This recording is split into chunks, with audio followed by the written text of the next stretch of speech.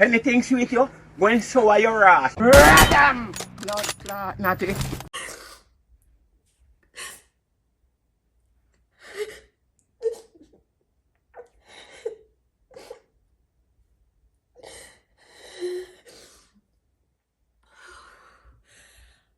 Okay. Okay. Uh, okay. You can do this. Okay.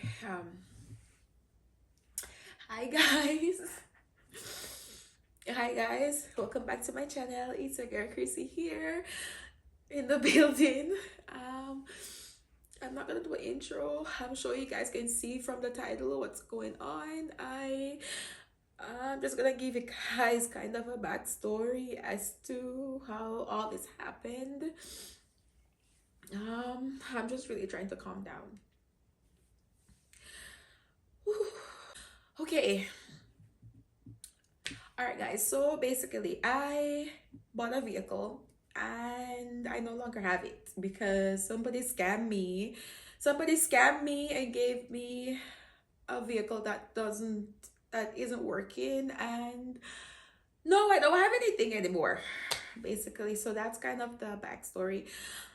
So I don't even know. I feel like I'm rambling. I feel like I don't even know where to start. So basically, guys, I have been saving up for some time now because I wanted to buy a vehicle. If you know me, not everybody will know my business, but close people to me know I've been saving up for a while, for a few months to buy a vehicle. Um, I've been using my brother-in-law's vehicle for a while now, and I feel like it's time for me to buy my own vehicle so I also just moved out to into my own apartment, and I feel like the next step and a next accomplishment of mine was for me to buy a vehicle. So that was the plan. So guys, I have saved up around like $7,000 to $8,000 to buy a vehicle cash. My family moved away from me like around, they moved out like 6 hours, like 6 to 7, like 5 to 6 hours away from where I live right now. So they moved there, and I decided that okay, this is the place where I wanna buy my vehicle there because it's a bigger city, better choice, more option, more quality, and it's more affordable vehicle that's there. So I saved up and I decided that okay, I'm gonna drive all the journey there to go get the vehicle. So my brother-in-law, my dad, my sister, my nephews, my mom, everybody literally was supporting me into finding a vehicle that I like and that will be a quality vehicle basically. So after we drove there 6 hours or whatever, we were online searching back and forth, all up and down, just to find a vehicle that I can get because I only have 3 days. I only have 3 days spare time and during the weekend that I go there because I have work the following Monday. So I decided that okay, during the 3 days I need to find a vehicle to buy and drive back down. So I found, after searching for hours, days, I found two vehicles that I was interested in. And I said, okay, one was the first, as you guys can see in the previous video, before those were the two vehicles that I was mostly interested in. So I said, okay, let me go see both of the vehicles and decide which one is better for me. So everybody went, probably like 8 of us, you can see in the previous video, all of us went there and trying to look at the vehicles, test drive them, just to see which vehicle makes more sense. So after all of that, we came to the conclusion and decided that the first vehicle, which is the Kia Sorento, was the best vehicle for me at the moment. It's low on gas, quality is good and everything, price wasn't bad and everything. So the person that was selling me the vehicle said okay, since I'm gonna go with the vehicle, I asked him for a discount. They gave me a good discount on the vehicle, so I think I got the vehicle for $6,000, 6,000 something or 7,000. I can't remember exactly how much it was, but somewhere there about, I think it was like 7,000 or something. After we bought the vehicle, we said, okay, since we bought the vehicle, I should go to the inspection place for the vehicle for them to check it out and make sure everything is good with the vehicle and all of that. After I called quite a few inspection mechanics and stuff, they said that they're not gonna be open on the weekend. The first one we called, he said it was about to close, so we were too late. The other ones weren't gonna open on Sunday, which was the following day, and I had to go back to work the following Monday. So there's no way for me to stay in that place because I had to go back to work. So I said, okay, I'm gonna just get the vehicle. That was the worst mistake of my life. Guys, I didn't have a lot of experience in buying a vehicle cash, so I was kind of depending on my brother-in-law, my dad, and everybody else the guys to kind of guide me as to what I'm supposed to do. I gave the guy the money. I gave the guy the money cash. Since I wasn't able to drive the vehicle back because I did not have an insurance on the vehicle in my name, I asked the guy that owned the vehicle to drive the vehicle back to my friend's house to park the vehicle there, for me to be able to go to the inspection the next day to check out the vehicle. Guys, I gave the guy the money cash. That was my biggest mistake. I gave the guy the money cash. He took my money. He drove the vehicle. I drove in my friend's vehicle, so he was driving the vehicle alone behind us. We were watching him the whole time coming behind us. He came there, parked the vehicle, gave me the keys. He went about his day, whatever. Fine. The next day came for me to go and register the vehicle before I drive back. After I was driving, I was supposed to drive to go register the vehicle and to also go to the mechanic to do the inspection on the vehicle. When I was driving, probably like 7 minutes into my driving or into the journey, I realized a loud noise coming from the vehicle. So I was like wondering, I turned the music down. I was like, what the hell is making this noise? So I stopped. Well, I was driving. I was listening again. The more I listened, the louder the sound became. So I was going 60 at the time, so I was trying to go faster. I went up to 80 kilometer per hour. I was driving 80 kilometer per hour. The higher I drive, I realized it was getting really loud. It was getting louder. So it was to the point where there's no way I could hear anything on the road. It was that loud. I'll insert a clip in here for you guys to hear how loud the vehicle was, the noise.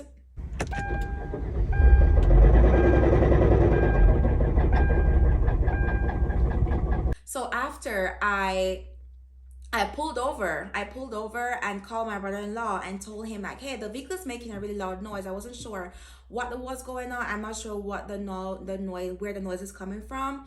So just listen and see if you can hear. He couldn't hear it, so I took the video, I recorded it and let him hear the noise. He couldn't pinpoint what the noise what the noise was. So because I was on my way to the inspection to the mechanic, I called the mechanic and told him the vehicle broke down in the road, so I can't drive it. It wasn't allowing me to restart it. It's like I started it was making a noise. It wasn't going in gas.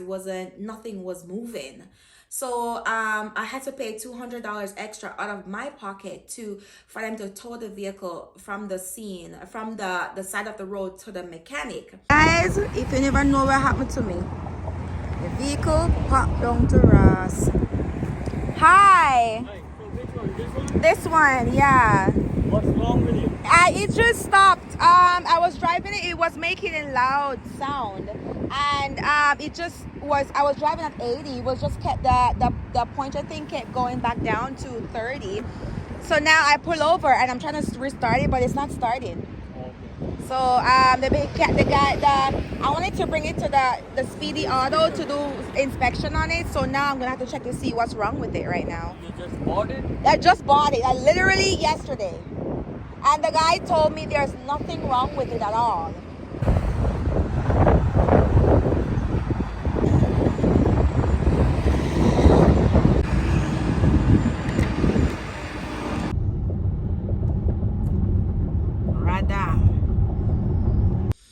After I got to the mechanic looked at the vehicle and stuff. He said the vehicle needs a new engine. So I was like, what do you mean the vehicle? I just bought the vehicle yesterday, which is the day before. I said, I just bought the vehicle. I just drove the vehicle for 7 minutes. How can the vehicle needs a new engine? So he said something is wrong with the engine, and he can't pinpoint what's wrong with it because he can't open up the engine or something like that. I'm like, what? So I called the guy. I've been calling the guy. The guy isn't the guy isn't responding to my calls. So I text him and ask him, hey, something is wrong with the vehicle. I don't know. This is the sound it's making. Do you know why it's making this sound or whatever? He texted me back and said he has no idea what I'm talking about. He has never heard that sound before. He doesn't know what was going on. Based on his knowledge, he's not aware of it. And when he had the vehicle, nothing was wrong with it at the time. So anyways, I let it pass and whatever. My sister came and helped me. We both went to the mechanic and we called because my sister and her husband knew a mechanic in the city. So they called that guy, which is a Jamaican mechanic. He came there just to check out the vehicle to see if something was really wrong with it. Because sometimes, there are mechanics here and stuff, but I just wanted to make sure somebody from my country is going to tell me what it is and make sure it's what they're telling me actually makes sense. So he checked it out. He said, yep, the engine is basically fucked. There's nothing they can do. The guy said I need a whole new engine. Guy, bear in mind, me just buy the vehicle. I just bought this vehicle the day before from this guy. The guy that I bought the vehicle from is a third party. I never bought the vehicle from a dealership. I know people bought vehicles from third party and nothing was wrong with it. My brother-in-law bought his vehicle the same way, nothing. So I thought in my head that, okay, this is safe. Nothing's gonna happen. What's the worst that could happen, right? So the guy said, I asked him what's the price for the engine on if he has an engine available for the vehicle. He said he went online, checked the engine. The engine is $5,000. I'm like, what? I just spent $7,000 on this vehicle. I can't afford to buy engine. And first of all, the guy that sold me the vehicle said the vehicle was completely fine. Nothing's wrong with it. He did all the inspection. He did everything. Nothing's wrong with it. So I'm like, I don't understand. So we've been calling the guy. He can see my number, so he's literally not answering my call or anything. So one of my friends called him and was like cussing him the hell out, telling him that why did he sell me and a used vehicle? Sorry, why did he sold me a broken vehicle and he knows that something's wrong with the vehicle? According to him, he said he doesn't know. And he's saying that according to me, he doesn't know what I might have done something with the vehicle when he gave the vehicle over to me. So I said, I only drove the vehicle for 7 minutes. What can I do to a whole engine in 7 minutes? I didn't go into an accident or anything like that. The day after, the following day again, my sister called him. I'll insert a video in this for you guys to hear him talking to my sister. To be honest with you, if you were here the day they came to inspect, I can't tell if you were here. It was an open and honest transaction. I showed them everything I did. Okay. They proved. If there's any other issue with that car, God is my witness, I don't know. I must be honest with you. So yeah, he was basically saying that he doesn't know, in his knowledge, nothing is wrong with the vehicle when he gave the vehicle to me, and he doesn't know what I did with the vehicle after he gave the vehicle to me. So I said there's nothing I could have done with the vehicle for 7 minutes of driving the vehicle. Like that's highly impossible. So I'm telling him, we're trying to explain to him that they said the vehicle needs a new engine and I have to buy the engine for the vehicle, and if it's possible for him to like give me some of the money back for me to put towards the vehicle myself. And I was even volunteering to put some of the money to get a new engine, and he gave me probably like half or something. He said no, it's not his business and it's basically not his fault because he sold us a vehicle and it was a rightful exchange. He gave us the vehicle and we gave him the money, so nothing is wrong. So you you don't feel like out of goodwill there's anything that you could do in art, like to help her, maybe the fact that she had to get it towed and she had to get it checked out and anything, like to refund her any part of the money at all? Because like you said, it's her words against your words. Anything could happen, which is right. Anything can so happen, sorry. but Unfortunately, there's nothing I can do. I must be honest with you. I'm a responsible person. I will not do such. I tell you, wickedness can't done. I just can't do such. We live in a civilized world where we can't try to do such a thing. 'Cause I don't wanna lose you now. I'm looking right at the other half of me. The vacancy the side of my heart is space. So basically, I'm just really trying to keep myself together. So, after all of that, we tried to talk to him to explain the whole thing to him. He wasn't buzzing. He was saying that, oh, it's nothing he can do about anything or whatever. I stayed. I had to call my employer to explain the whole thing, what's going on, to my employer, and they gave me an extra 2 days of day off so I can sort out what's going on. So I took an extra 2 days off from work, and we tried to figure out what the hell we should do. So we went to the police station and tried to explain the whole thing to them, and they're saying that there's nothing they can do.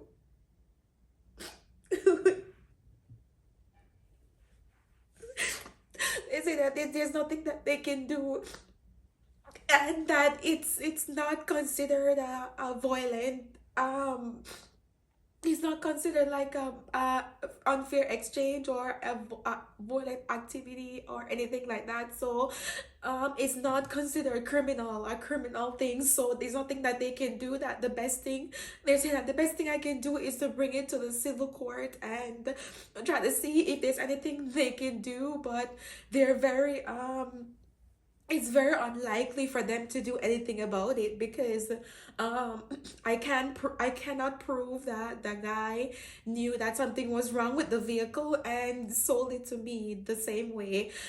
Because they said, because I can't prove that, then there's nothing that they can do about it. So basically I had to leave it, because what am I gonna do? There's nothing I can do about it. I have to just kind of let it go. So all my money that I saved up for months like went down the drain. I put so much effort in. Like, it's not easy over here. It's not easy working in an environment like this. And I endured it and saved my money up just to make me feel accomplished when I'm doing something for myself. And this guy scammed me out of my hard working money. Like,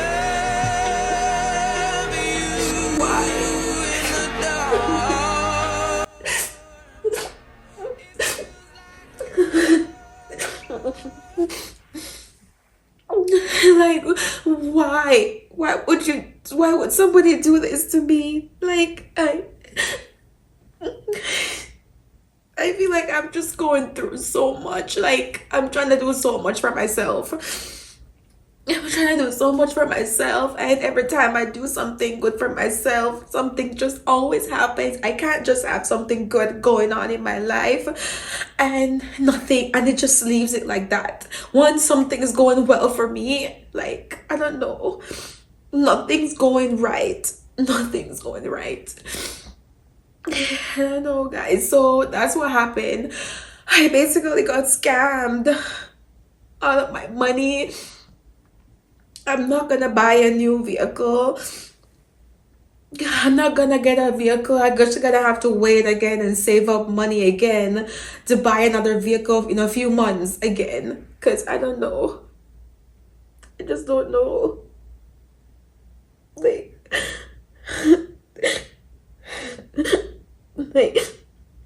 I don't know what I did. I don't know. Like, why would somebody do this to me? Like, what is it? What is how is that beneficial to you to do somebody like this? What are you benefiting from gaining $7,000? In no time that money will be done, over with and finished. Like, why would you do this to somebody? Like, I don't understand.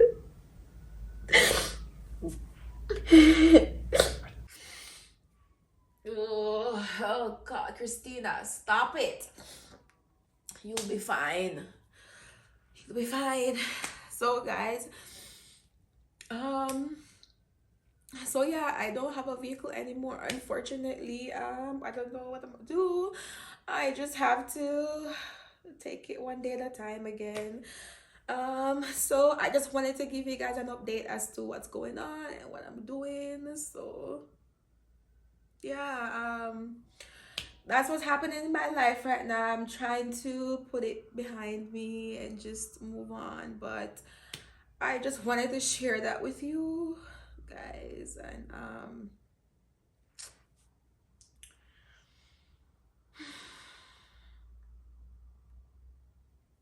like, I swear to God, like, this man, I said to him that you are a lucky man. Like, yes, miss, you're lucky. You are so lucky, say you don't and this didn't happen to me in Jamaica.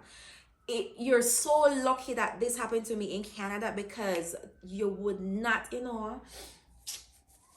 like, he's a lucky ass man, because you're so lucky said this happened to me in Canada, and you're so lucky said this did not happen to me while I'm in Jamaica, because you wouldn't have a mouth to wake up tomorrow again to see, to talk or to, like, you wouldn't have eyes to wake up the next morning.